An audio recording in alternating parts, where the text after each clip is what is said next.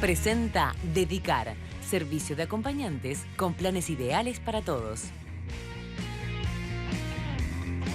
Benoit Audífonos es un grupo francés con las mejores tecnologías y experiencia en soluciones auditivas. Se realizan estudios auditivos, asesoramiento y prueba de audífonos sin costo. Benoit Audífonos tiene laboratorio propio y servicio postventa, venta de accesorios y protecciones auditivas. Benoit Audífonos ayuda a encontrar su solución auditiva más adecuada y mejorar su calidad de vida. No dude en consultar. Solicite día y hora al 2700-8709. Benoit Audífonos. Oír juntos. Avenida Rivera, 2441, esquina Pedro Campbell. BenoitAudífonos.com. Seguimos compartiendo, amigos, con la presencia del psicólogo Gustavo Álvarez y su responsabilidad como director de la Asociación Latinoamericana de Psicología Forense. Algunos bloques de información que nos acercan a la psicología humana y nos hablan de que hay psicopatologías, o sea, enfermedades de la psiquis, y como tal se tratan, a veces se mejoran, a veces se moderan, y allí entrarían, por ejemplo, las personas que escuchan voces que les imponen conductas que pueden llegar a ser altamente violentas o delictivas. Eso es una enfermedad. Eso es una enfermedad. ¿Verdad? Y ahí actúa una persona porque, bueno, en su psicología algo se desdobla y aparece un otro que indica determinadas acciones. Exacto. Pero usted dice que hay conductas que parecen de persona, bueno, enferma y no lo son. Exacto. Sí, cuesta mucho poder aprender con H y aceptar que hay seres humanos que no están enfermos, pero que cometen conductas tremendamente bizarras y dañinas, ¿no? Como el caso sin lugar a dudas. Si no son enfermos, es una son manera imputables. Exacto. La imputabilidad va de la mano de la conciencia y la voluntad en el momento de delinquir. Alguien que está delirando, que está escuchando voces que le ordenan y que no tiene la posibilidad volitiva, de voluntad de resistirse a esa voz, va y comete un asesinato. Ese individuo es inimputable. Bien. Porque no tenía conciencia y voluntad de lo que estaba haciendo en ese momento. En el caso del psicópata y del sociópata, que es una diferenciación, hay conciencia, hay voluntad, no es una enfermedad y es una manera de ser en el mundo. Por eso, si fuese una enfermedad, podríamos tratar de medicarlo desde el punto de vista psiquiátrico o terapizarlo desde el punto de vista de la psicología. ¿Y toda psicopatía termina en un criminal, en un crimen con distinto grado de violencia? ¿O los psicópatas pueden no tener manifestaciones de ese tipo? Las dos cosas sí. Primero, aunque parezca paradójico, primero, manifestaciones siempre van a tener porque el psicópata tiene una manera de ser muy particular. Claro está, y para que le quede claro intento que le quede claro a la teleaudiencia. Hay psicópatas de 42 grados de fiebre y hay psicópatas de 38 grados de fiebre. Hay psicópatas adaptados que son gerentes de banco, periodistas, psicólogos, abogados, y que funcionan de una manera particular y característica. Si hay un ojo que pueda ver clínicamente, va a detectar determinadas particularidades, pero están adaptados. Y en cuanto, a la segunda pregunta se contesta por sí misma. No todos los psicópatas terminan cometiendo delitos y menos delitos de esta categoría, ¿no? Claro, porque si no, detectar o diagnosticar una psicopatía, quizás la gente dice, ya está, acá tengo un criminal en potencia. No, la temibilidad previa, hablaban los juristas de eso. Claro. No. ¿Y qué es lo que hace el clic? Que una persona con psicopatía termine provocando este tipo de atrocidades. En la psicopatía, el clic, generalmente, el factor precipitante es muy aleatorio, ¿no? Hay un factor predisponente muy fuerte desde lo biológico, también desde el medio ambiente, la familia y la educación, no solo académica, sino cívica también, que puede inhibir o potenciar las características de personalidad del psicópata, pero es extremadamente raro que un psicópata asesino debute con este tipo de delitos. No puede empezar por ahí. Es muy raro, es muy raro. Siempre hay conductas previas que están dando cuenta de determinada cuestión anómala, entre comillas, en su conducta. En su conducta y sobre todo en la manera que perciben al mundo, se perciben ellos mismos y perciben la relación de ellos con el mundo y con el otro, ¿no? Si es una persona medicada, quiere decir que algunas cosas habían sido visibilizadas como anómalas, pero no tenemos toda la información en torno a cuál era un diagnóstico, si es que el diagnóstico existía y estaba acabado. Sí que había sido recibido cierto grado de medicación. Pero quiero hacerle una pregunta. Sí. La crueldad con los animales puede ser una señal anticipatoria de una circunstancia como esta, porque usted me dice, nadie empieza así, tiene que haber una previa. Totalmente. En la literatura, en la academia, uno de los elementos que se reitera con mayor consistencia es la crueldad con los animales. Y desde el punto de vista ya etológico de la conducta humana y de la conducta animal, es la preparación para pasar a otro escalón. En definitiva, el psicópata, como cualquier ser humano, va aprendiendo conductas en forma escalonada. Desensibiliza un nivel y pasa al siguiente nivel.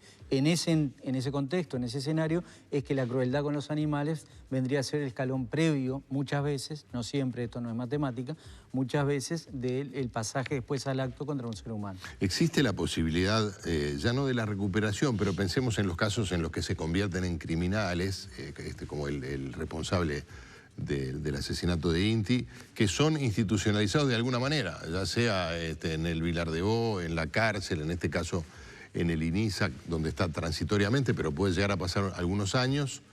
¿Están las instituciones, Gustavo, preparadas como para no curar, porque la psicopatía no tiene cura, pero tratándose de alguna otra estructura de personalidad, de darle la contención adecuada como para que por lo menos salga un poco mejor?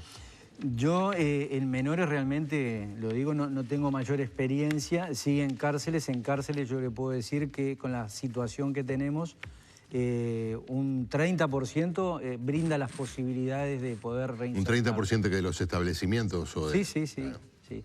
El 70% es tremendamente difícil. Ahora, lo que sí es cierto que las instituciones no están preparadas, pero el psicópata sí está preparado para estar dentro de este tipo de instituciones. A ver.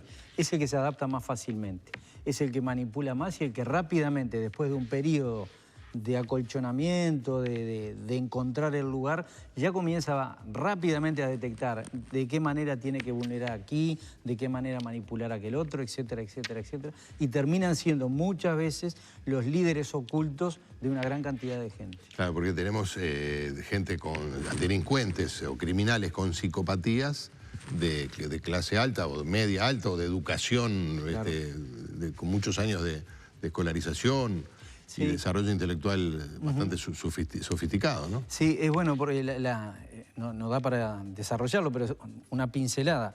La estructura de la personalidad humana es primero que es un proceso, y segundo que tiene dos grandes variables, dos grandes patas, lo racional y lo emocional.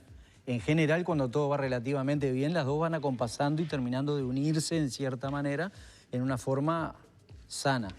Ahora, muchas veces hay un desarrollo cognitivo, racional, y el emocional queda estancado acá atrás. Claro. Hay una adaptación fenomenológica, manifiesta a la sociedad, pero la parte emocional es muy arcaica, ¿no? Usted hablaba de, por ejemplo, bajo contenido intelectual. Es una situación que también se puede dar. ¿Los de bajo contenido intelectual o de bajo rango son capaces también de manipular? Sí. A ver, yo trato de sacar a veces los ejemplos de estas situaciones tan cruentas. Los niños manipulan, nos manipulan. Y lo hacen. Que lo diga usted. Y lo hacen desde un lugar a veces muy burdo y muy manifiesto, por su poca capacidad de desarrollo cognitivo, etcétera, etcétera. Todo ser humano, todos nosotros manipulamos. Está en nosotros manipular. Está en nosotros. Hay otra variable que me interesa consultar y es la aparición de la adolescencia, como potenciador o no. ¿Cómo lo ve usted? Porque 16 años, todos sabemos, es un encare en el que socialmente empiezan ya a visibilizarse cosas a nivel corpóreo, pero también a nivel psicológico, de un cambio en la personalidad. Más todos esos empujes hormonales que sabemos o que presumimos o que creemos que conocemos. ¿Todo eso influye? Sí, sin lugar a duda influye. La adolescencia es una tormenta bio, psico y social, ¿no? Bien. Con una necesidad de confrontación, de desapegarme de algo conocido y querido, como la figura de los padres, por ejemplo, ese antagonismo que hay y el refugio en los coetarios, en sus compañeros, es natural. La cuestión es que el psicópata no tiene nada que no sea perteneciente al repertorio de conducta del ser humano, ¿no? Entonces, lo que vive un adolescente en forma normal, convulsiva, pero normal, el psicópata muchas veces termina desplegando este tipo de conductas. ¿En qué edad es más probable, al menos desde el punto de vista estadístico o clínico, ¿no?, que se manifiesten estas conductas agresivas en una persona con esta estructura de personalidad? Sí. ¿En la infancia o en la preadolescencia, la adolescencia? No, sin llegar al delito, ya desde la infancia hay determinado registro de cuestiones que hacen a la falta de límites, a la imposibilidad, a la confrontación constante. Y una cosa que me interesa señalar, en la psicopatía no hay una motivación como la que hay en mucha cantidad de delitos, dinero, lujuria, etcétera, etcétera. No, acá hay un delito, en el psicópata me refiero, sí, hay un delito que lo motiva el placer. Y el placer está anudado, enganchado a gozar en el horror del otro, en el sometimiento del otro, ¿no? Claro, el placer en el sufrimiento. Es del otro, exactamente. No en beneficiarse por otras vías o por otras... Muchas veces concomitantemente hay una cosa con la otra, ¿no? Pero sí, lo que realmente, estructuralmente, en donde goza el psicópata es en el sometimiento y en el horror del otro, ¿no? No hay un disfrute con el dolor del otro. Sin lugar a dudas, sin lugar a dudas. ¿Cuándo aprenden a disfrutar? Es que lo que no aprenden es a empatizar, en poder ponerse en el lugar del otro. O sea que no se negocia con ellos. No, a ver, el nunca psicópata... uno puede recurrir a argumentar. No. Porque nunca los va a uno a traer al territorio de pensarlo de esta manera. Justamente por eso, exactamente. Nunca uno va a poder llevarlos a pensar de esa manera porque no lo hacen. Justamente por eso no hay terapia posible, hasta el momento. Porque lo que dispara, no sé si ya lo mencioné, lo que dispara justamente es eso. Yo entiendo que hay algo que está mal y de repente hay un otro, tal vez haya un otro que me pueda ayudar. Y hay una conciencia de la persona con psicopatía que lo va a reiterar, es decir, que es como, porque hay algunos testimonios por ahí, no sé si son representativos, de que sienten como una pulsión a hacer algunas cosas. Sí. O haga este tipo de conductas. Y los asesinos seriales en general, los que son psicópatas, no solo hay asesinos seriales psicópatas, pero en el asesinato serial hay sí una compulsión. Hay toda una gráfica que sigue el asesino serial, en donde comete el delito, hay una baja de tensión, se lleva fetiches y con eso alarga el proceso para volver a delinquir nuevamente. La baja de tensión no quiere decir en absoluto un arrepentimiento, un remordimiento. No, para nada, para nada. Es simplemente el poder transitar un tiempo adaptado a la sociedad, lo que hablábamos anteriormente, cuando empieza a incrementarse la tensión y esa ansia de matar, de delinquir, prolonga un poco más la faz fantasiosa con los fetiches del delito anterior, pero llega un momento en que la fantasía se borde y no puede. Claro, y ahí es donde empieza nuevamente el proceso de caza, de pesca. Estoy recordando el caso de Pablo Goncalves y recuerdo por lo menos el caso de 2 mujeres que manifestaron haber estado muy en riesgo y que pudieron desarticular la situación, sin perjuicio de que fue un asesino serial que se llevó 3 mujeres. Y recordemos que luego, sin embargo, logró seducir a alguien y estando preso contra el matrimonio, por ejemplo. Exacto, exacto. Dentro y después fuera, yo no sé si recuerda la audiencia, que una muchacha publicó en Facebook que había estado saliendo, que había sido seducida, etcétera, etcétera, conociendo. Sí, el poder de manipulación del psicópata es tremendo. Por eso, en muy pocos segundos, minutos, tiene una percepción muy fina de cuáles son los puntos vulnerables que tiene el otro. Y rápidamente se colocan en el lugar como para tapar la falta del otro, ¿no? Me preocupa mucho pensarlos en lugares de poder, en lugares de fe, por ejemplo. Uf. Sí. ¿Verdad? Sí, sí, sin personas que tienen esa, no sé si llamarle destreza, porque de alguna manera habría que categorizarlo, y a quienes llegan otros muy vulnerables por pérdidas, por dolores, por enfermedades. Sí, comparto totalmente. En población muy vulnerable el psicópata se entroniza y llega a manipular hasta extremos insospechados a gente de una manera tremenda, sí, sin lugar a duda. Me estoy acordando de los asesinatos del clan Mason, por ejemplo, ¿no? Claro, de Charles Manson. Sí, sí. Bueno, no le voy a decir que es grato conversar con usted, porque siempre nos pone en un lugar... Un psicólogo forense es como un economista. Cuando lo llamás es porque pasó algo complicado. Tanto no. Qué ingrato, sí, la verdad es que qué ingrato, porque esto nos muestra en un espejo tan deformado, ¿no? Sí, yo le decía fuera de cámara, María, a veces es muy difícil para nosotros, inclusive para nosotros, poder separar lo humano de lo profesional, ¿no? Claro. Porque hay delitos que uno puede comprender, no justificar, pero comprender. Ahora, el delito contra un niño es totalmente incomprensible y menos aún justificable, ¿no? Gracias por haber venido. No, gracias a usted. Muchas gracias. Ha sido un gusto recibirlo. Hemos tenido en este primer tramo su asesoramiento. Es el psicólogo Gustavo Álvarez, que ha estado con nosotros. Tiene distintas responsabilidades, pero destacábamos su rol de director de la Asociación Latinoamericana de Psicología Forense.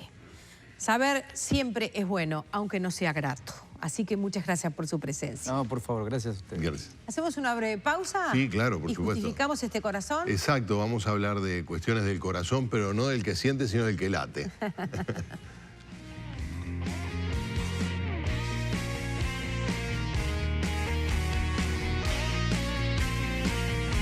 Presentó Dedicar, servicio de acompañantes, con planes ideales para todos.